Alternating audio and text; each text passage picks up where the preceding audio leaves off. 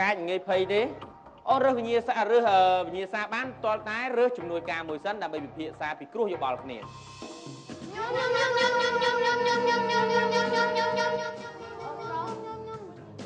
បញ្ញរិទ្ធ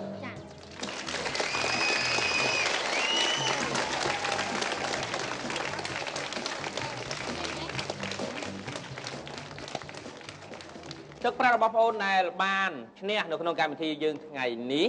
គឺបានធ្វើបុណ្យពាក់កណ្ដាលជូនទៅមន្ទីរពេទ្យគុណធបុប្ផាដែលសប្តាហ៍ថ្ងៃយើងឃើញថាមានការខ្វះខាតដោយសារយើងជួយកុមារទូទាំងប្រទេសឥតរើសឋានៈសយុះប៉ះពួកអ្វីទាំងអស់ចាបងធ្វើបុណ្យណា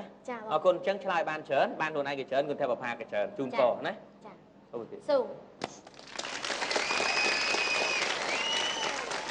សូមយកសិក្សាសង្គមថ្នាក់ទី2សិក្សាសង្គមថ្នាក់ទី2ជាសំណួរដែលកោតឆាយបើកសវនាការ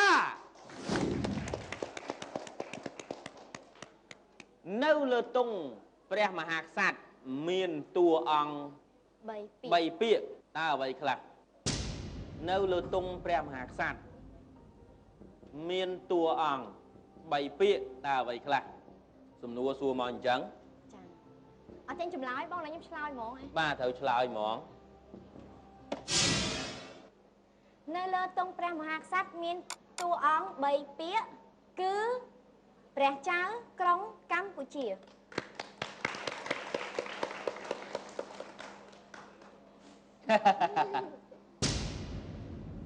សូមឆ្លើយដោយបញ្ជាក់ពីបញ្ញាផងព្រះចៅក្រុងកម្ពុជាសូមមើលចម្លើយរបស់បងប្អូន4នាក់ទៀតព្រះចៅក្រុងកម្ពុជាចម្លើយរបស់បងប្អូនជាចម្លើយដែលត្រឹមត្រូវបាទ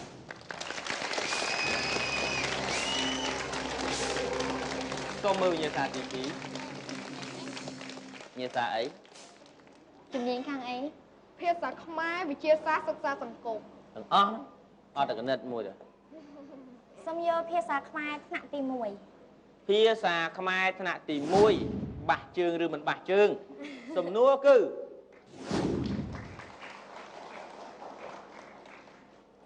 ក្នុងភាសាខ្មែរតើស្រៈទី14ជាស្រៈអ្វី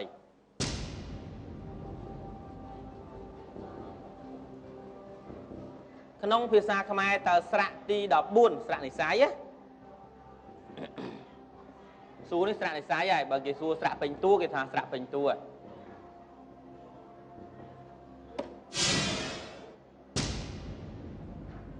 ឆ្លើយបាទអញ្ជើញក្នុងភាសាខ្មែរ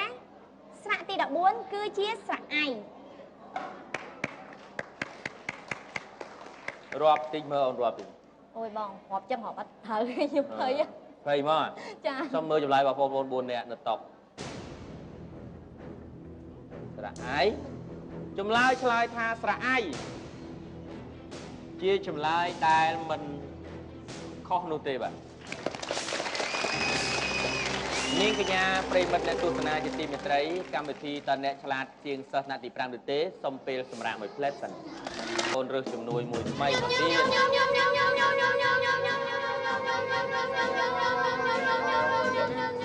ទី2ចាទី2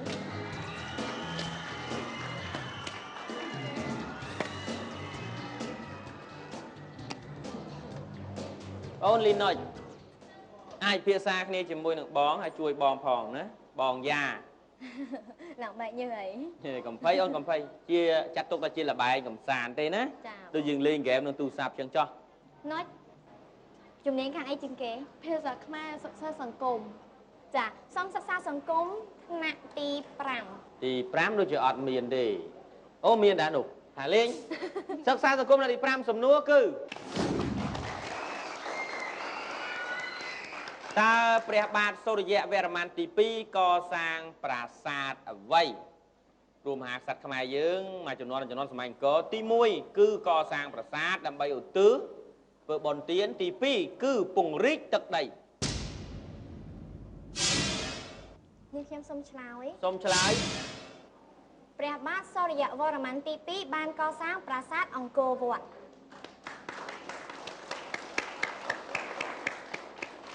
ចូលបាទជ័យវរ្ម័នទី 7 ប្រាសាទអង្គរវត្តដូចគ្នាប៉ុន្តែ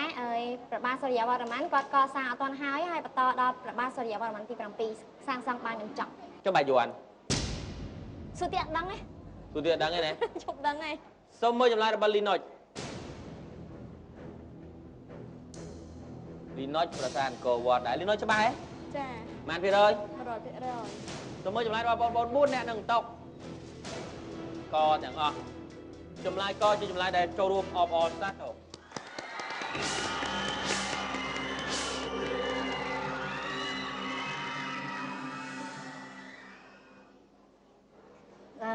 សូមភាសាខ្មែរថ្នាក់ទី 3 តើអ្វីទៅស្រីសំណួរតើពាក្យខាងក្រោមមួយណាជាពាក្យសរសេរបានត្រឹមត្រូវប្រទុសរាយអញ្ចឹងទាំងអស់ហ្នឹងមួយណាត្រូវ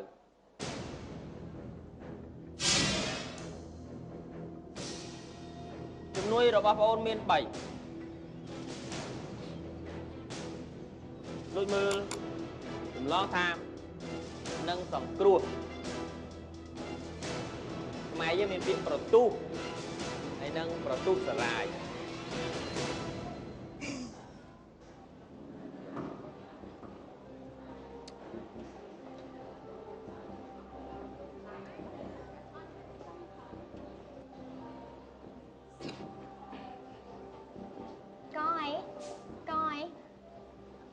គេមិនប្រាប់សួរគេកយ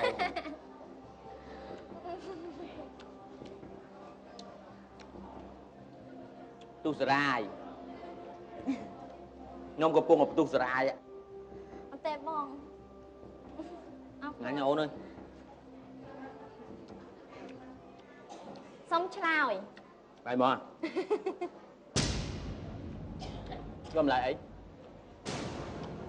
ខហ៎ហ៎ខំមែនអត់មើលមុខចឹងចាអើយសុំយកចម្លើយយកជំនួយឬឆ្លើយខ្លួនឯងឆ្លើយខ្លួនឯងឡើយចម្លើយខដាំងឌុងគិតសិនច្រឡំពីលេបគ្រាប់ពេញរាជចូលនេះហៅផ្លែបំពេញរាជ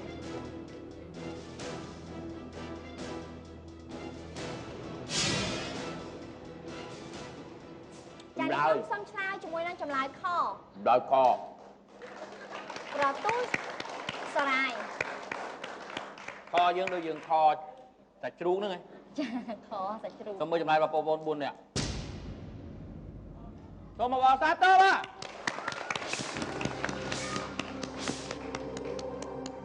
បាទបាទតន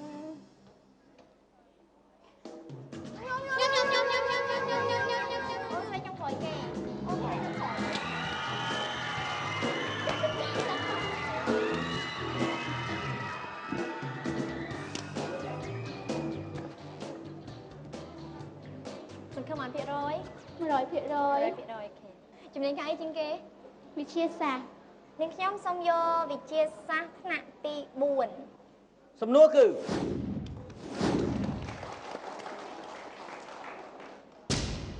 តើស្រទាប់កាផ្ដុំគ្នា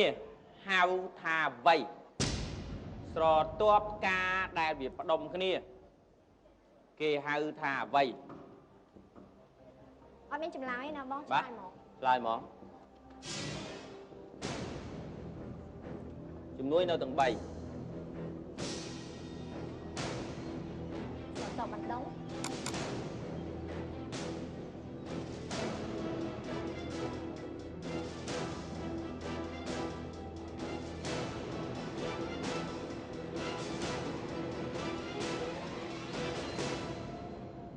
សូមជ្រើសរើសជាមួយនឹងជំនួយជ្រើសរើសយកជំនួយអីលបមើលសូមបង្ហាញចម្លើយរបស់អរផនកញ្ចុំស្រទាប់នេះខ្ញុំសូមធ្វើការជ្រើសចម្លើយតាមប្អូនស្រីកញ្ចុំស្រទាប់ Sure Yes អ្វីវាស្ថិតនៅលើអ្វី សុំមើលចម្លើយរបស់បងប្អូន4នាក់នៅតាមតុបញ្ចុំការខ្លះបញ្ចុំបន្ទាប់នេះពាក្យបច្ចេកទេសនៅក្នុងមុខវិជ្ជាសូមចូលរួមសោកស្ដាយដែលបងអូនត្រូវបាត់ជំនួយចម្លើយដែលត្រឹមត្រូវគឺកញ្ចុំស្រទាប់នេះហើយតែខ្ញុំស្ដាយមិនមែនស្ដាយចម្លើយរបស់បងអូនទេគឺស្ដាយបាត់ចម្លើយបាត់ជំនួយបាទស្ដាយជំនួយចាម៉ាលីនពីសាន50000កំពុងទៅរងចាំអរផនជួយបងផងក៏ប៉ុន្តែមុននឹងជួយយើងខ្ញុំសូមពេលដើម្បីសម្រាកមួយផ្លែតសិនឧបត្ថម្ភធំដោយឥឡូវនេះយោមាន Facebook សូមចុច like ដើម្បីឈ្នះរង្វាន់ពិសេសជាច្រើនឥឡូវនេះគឺជាសវនាការបន្តទៀតហើយសម្រាប់បងអូនយ៉ាដែលជាតារាសម្ដែងទឹកប្រាក់ពាក់កណ្ដាលនឹងជូនទៅគុណភបុផាប៉ុន្តែឥឡូវនេះបងអូនកំពុងតែធ្វើដំណើរមកដល់កងពាន់ដែលត្រូវមានលុយកាក់ចាយដូច្នេះសូមពិភាក្សាជាមួយនឹងអរផនតើ1លាន250,000នឹងធ្លាក់ដល់ដៃបងអូនដែរឬយ៉ាងណានាងខ្ញុំសូមជ្រើសរើសសិក្សាសង្គមថ្នាក់ទី4សិក្សាសង្គមថ្នាក់ទី4សំណួរជូនអូនយ៉ាគឺគេប្រើបន្ទាត់ពេលវេលាឬព្រួញកាលសម្រាប់សម្គាល់ចុចគេប្រើបន្ទាត់ពេលវេលាអាហ្នឹងមិនទៅទេឬព្រួញកាលសម្រាប់សម្គាល់ចុច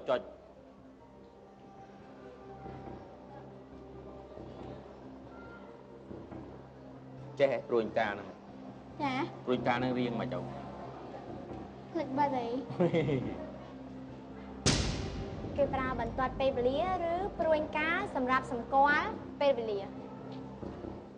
មិនអីទេបងអូនឆ្លើយខុសក៏ជំនួយជួយបានដែរឲ្យតែអរផនប្រកាសប៉ុន្មានភាគរយបងអរផន99%អញ្ចឹងនៅ0កណ្ដកសញ្ញា1%ជំនួយយកជំនួយអីអូនចម្លងតាមយកចម្លងតាមផ្ដេកផ្ដួលវាសនានៅលើអរផនមែនទេអូខេចាឆ្លើយចម្លងតាមចម្លងតាមបងអូនអរផនសូមមើលចម្លើយរបស់បងប្អូន4នាក់នៅតុសិនព្រឹត្តិការណ៍សំខាន់ឬក៏ព្រឹត្តិការណ៍សំខាន់ចម្លើយដែលឆ្លើយថាព្រឹត្តិការណ៍សំខាន់ឬក៏ព្រឹត្តិការណ៍សំខាន់ជាចម្លើយដែលត្រឹមត្រូវប៉ុន្តែសំខាន់ថាតើអរផនយកអញ្ចឹងដែរអត់សូមបិទភ្នែកស្រមៃក្នុងដៃប្រុសស្នេហ៍ចងសោកបំពេឆ្នេរកោះបាលីអូនជាកូឡាបឥណ្ឌូនេស៊ីបងជាឥន្ទ្រីហើរពីដែនឆ្ងាយសូមមើលចម្លើយរបស់អរផនត្រឹមត្រូវលោកចាដៃមួយមក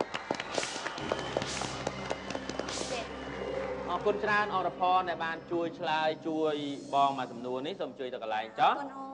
កំពូលស្រីឆ្នះបានលាអ្នកឆ្នះបន្ទាប់ហើយនៅសល់តែ2ទេគឺកូនយើងហើយកូនគេ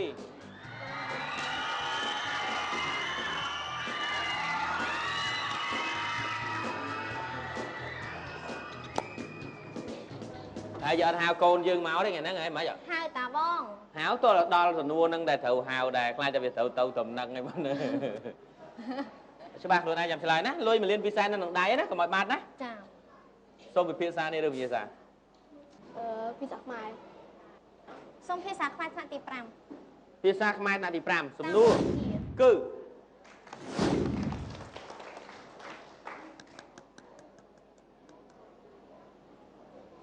នៅក្នុងព្រះរាជពិធីច្រត់ព្រះនង្គ័លក្រុមបាគូបានយកអាហារនិងទឹកចំនួនប៉ុន្មានថាសទុកឲ្យគោឱសថរាជទទួលទានក7ថាសខ8ថាសក12ថាសខ្ញុំអានជូនម្ដងទៀតនៅក្នុងព្រះរាជពិធីច្រត់ព្រះនង្គ័លក្រុមបាគូបានយកអាហារនិងទឹកចំនួនប៉ុន្មានថាសទុកឲ្យគោឧសភរាជទទួលទានក7ថាសខ8ថាសក12ថាសសូមបញ្ជាក់ថាបាគូគឺគ្រូឬក៏អាចារ្យខាងព្រាហ្មណ៍តែគាត់ចេះគុណគូក្បួនខ្នាតអីហ្នឹងហើយទុយទោះអីហ្នឹងណាគឺបាគូនាងខ្ញុំសូមឆ្លើយចម្លើយកចម្លើយក 7ថាសូមមើលចម្លើយរបស់បងប្អូន4នាក់តើ1លាន250,000 បាត់ឬក៏បាន2លានចម្លើយក7ថាក៏ប៉ុន្តែខ្ញុំក៏មិនដឹងដែរថាត្រូវឬក៏សូមមើលចម្លើយរបស់អូនសុរិយពងមួយទៀត7ថាសុរិយពងអត់យកកទេគេយក7ថាហ្មងចាដូច្នេះ7ថាជាចម្លើយដែលត្រឹមត្រូវយើងដឹងហើយ7ថាហ្នឹងដូចជាមានទឹកស្រាអានេះយើងនិយាយទឹកអស់ណាទឹកហើយនឹងស្រាស្ដែកល្ងស្រូវពោតហើយនឹងស្មៅអរគុណសូមរើសវិញ្ញាសាតទៀត2លាន5សែននៅក្នុងដៃឈានទៅរក5លានបានឬមិនបាន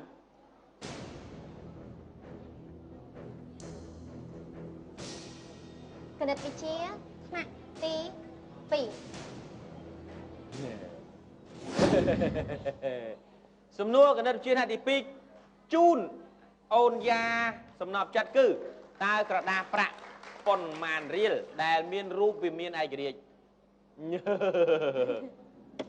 ពុងបែបមិនសូវចាយលុយខ្មែរអញ្ចឹងហើយសំណួរនេះគេសួរឲ្យយើងចេះស្រឡាញ់ជាតិខ្ញុំដឹងឆ្លើយអញ្ចឹងយកតែខុសក្រដាសប្រាក់100រៀលដែលមានរូបវិមានឯករាជ្យ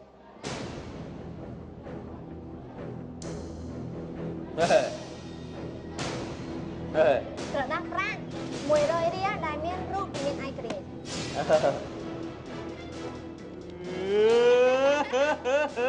មិនបាច់មើលច្រើនទេអញ្ចឹងយកក្រដាស100បង្ហាញថាចម្លើយរបស់បងអូនជាចម្លើយដែលត្រឹមត្រូវ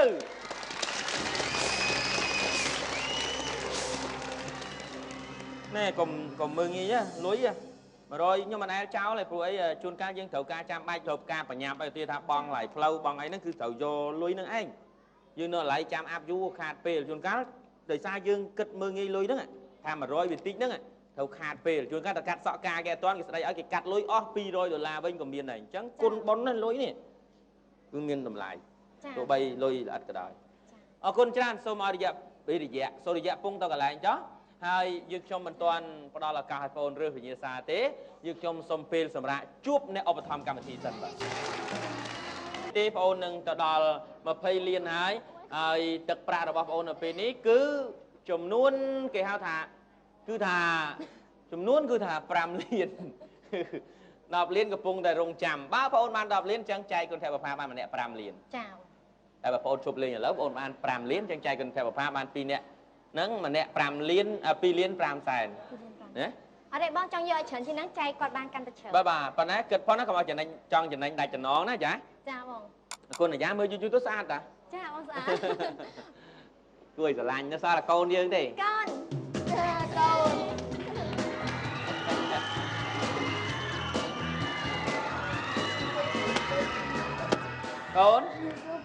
កូនឯងឃ្លានណាកូនឥឡូវកូនឯងគេងឲ្យម៉ាក់កូនជ្រៀងបំពេកូនណា3កូនតិចឯងទៅក្បាលពោះចង់1តោនកូនទៅកន្លែងកូនទៅចូលចិត្តស្រុតឆាកកូនយកមួយណាក៏បានដែរមួយណាក៏បានដែរសុទ្ធតែគណិតវិទ្យាបាទសូមគណិតវិទ្យាថ្នាក់ទី1អាយយដួលអត់អីអត់បានកុំភ័យណាសំណួរគឺ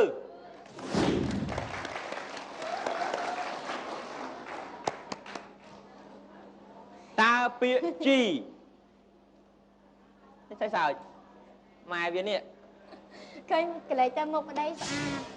ពាក្យជីប្រើសម្រាប់វាស់ទម្ងន់ចម្លើយកដឹងហើយនេះខ្ញុំសូមឆ្លើយពាក្យជីប្រើសម្រាប់វាស់ទម្ងន់ចម្លើយក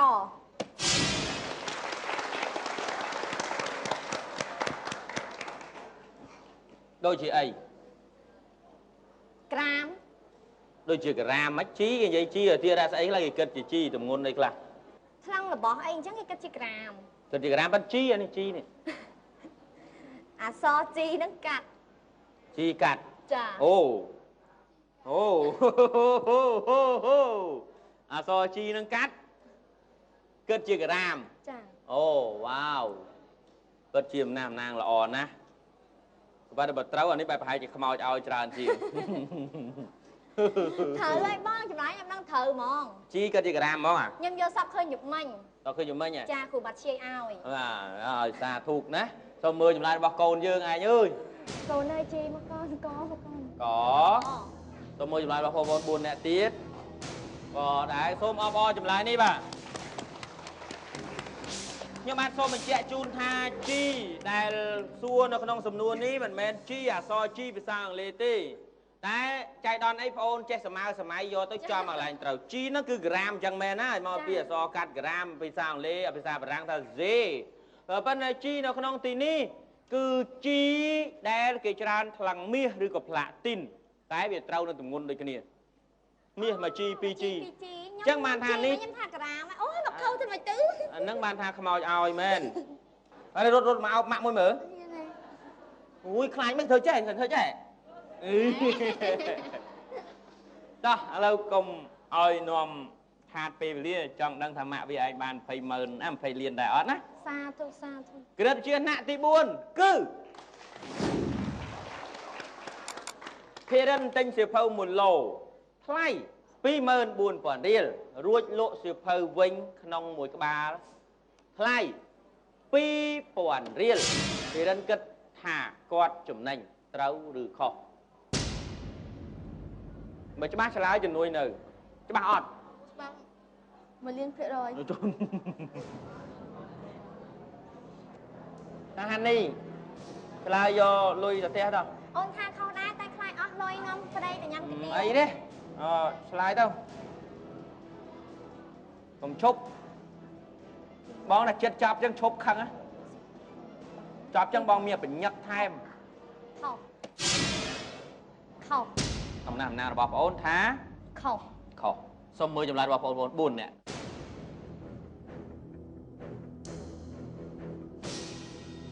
ដូច្នេះ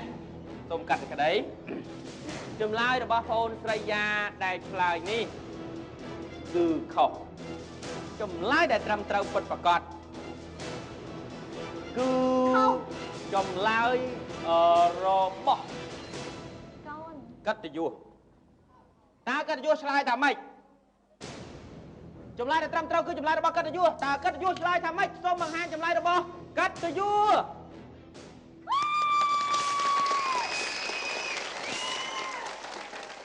អរគុណហើយតាបង បាទ អត់មានលុយទិញទឹកដោះគោឲ្យកូនមកកូនញ៉ាំច្រើនម៉ង អូយកូនយើងលែងញ៉ាំដោះគោហើយ អូយបងអើយសម័យនេះឲ្យគេលើកទឹកដោះគោពេញផ្សារ អរគុណឥឡូវនេះខ្ញុំសូមសួរបងអូនឲ្យកិត្តិយសទៅកន្លែងវិញណាកូនណាទៅកន្លែងវិញអរគុណបាទមិញទៅបីឥឡូវនេះអ្វីដែលខ្ញុំចង់បានបំផុតសំណួរ40លានតើបងអូនលេងឬក៏មិនលេង បងអានោះអត់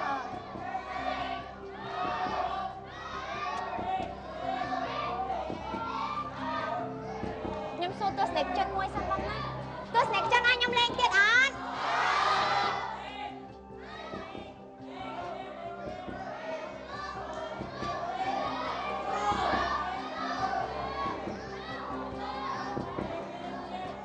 ឲ្យបងលេងទៀតអត់ឲ្យលេងរហូតបងសំសួរថាចំនួនហ្នឹងគឺអត់មានចេញសំណួរឲ្យយើងមុនទេ អាចមើលវិញ្ញាសាបានហើយសម្រេចចិត្តម្ដងទៀតណាចង់មើលវិញ្ញាសាសិនណា ចាបងសុំមើល សូមមើលវិញ្ញាសាតើវិញ្ញាសាអីគេអត់ប្រាប់ថ្នាក់ណាហើយអត់ចេញសំណួរឲ្យណាវិញ្ញាសាគឺសិក្សាសង្គមសូមផ្ទះដៃឲ្យវិញ្ញាសាមួយបងអូនច្បាស់ឬទេ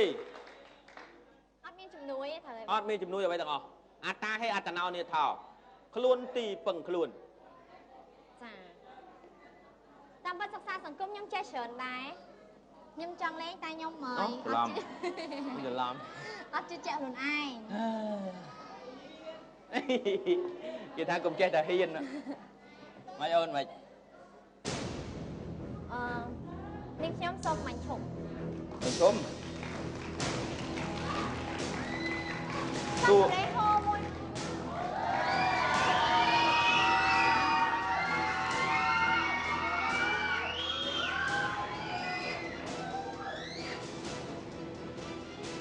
$5,000 ទៅ$10,000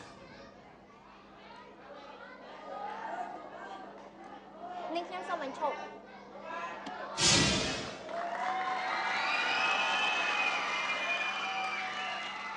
អរគុណច្រើនបងប្អូនដែលបានចូលរួមនៅក្នុងកម្មវិធីហើយយក20លាន10លានជូនគុណភបុផាបងប្អូនមានពាក្យពេចន៍យ៉ាងណាមុននឹងលាពីបងប្អូនយើងអ្នកទស្សនាទៅសូមអញ្ជើញ ចាសម្រាប់នេះខ្ញុំអរគុណដល់ទូទស្សនិកជនដែលបានផ្ដល់ជាកម្លាំងចិត្តអរគុណដល់ប៉ាម៉ាក់ជាពិសេសអរគុណដល់បងប្អូនទស្សនិកជនពុកម៉ែបងប្អូននៅខាងក្រៅដែលផ្ដល់កម្លាំងចិត្តហើយអរគុណផងដែរដល់ស្ថានីយ៍ទូទស្សន៍ CTN ដែលបានផ្ដល់ជាកិត្តិយសសម្រាប់នាងខ្ញុំ ពាក្យចុងក្រោយដែលបងប្អូនត្រូវនិយាយគឺ ចានាងខ្ញុំណែសុចរិយាពិតជាមិនខ្លាចជាងសិស្សថ្នាក់ទី5ទេ អរគុណចរិយាចូលរួមក្នុងកម្មវិធីហើយបងក៏សូមការកាន់តែអភ័យទោសផងក្រែងលោកមានពាក្យពេចន៍លើលោកខុសឆ្គងព្រោះអីយើងធម្មតាលេងសើចហើយការងាររបស់ខ្ញុំគឺសម្របសម្រួលកម្មវិធីហើយនឹងធ្វើឲ្យកម្មវិធីមានភាពសប្បាយរីករាយម្ល៉េះហើយគឺលេងសើចបន្លំនៅក្នុងនឹងខ្លះណាសូមអធិស្ឋានអស់លោកស្រីនាងកញ្ញាប្រិយមិត្តជាទីមេត្រីតាំងពីដើមរហូតដល់ចប់យើងខ្ញុំសូមការខន្តីអភ័យទោសជារួមរាល់កំហុសខុសឆ្គងទាំងការសម្របសម្រួលឬក៏ដាក់ចេញនៅវិញ្ញាសាណាមួយហើយចម្លើយបកស្រាយមិនអស់អត្ថក្តីឬក៏មានខុសភ្លាំងភ្លាត់ដោយចំណុចណាមួយពេលនេះគួរប្តី